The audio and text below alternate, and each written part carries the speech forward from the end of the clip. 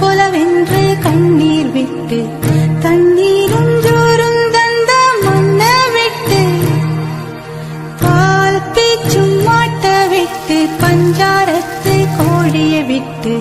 போராளி பொட்ட புள்ள ஊற விட்டு சாமந்தி பூவா ஊமத்தம் பூவா கருத்தம்மா இந்த பூவம்மா அஞ்சாறு சீவே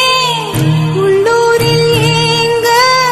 பொதிமாட்டு வண்டி மேல போட்டு வச்ச மூட்டை போல போராளி பொண்ணு தாயி பொலவென்று கண்ணீர் விட்டு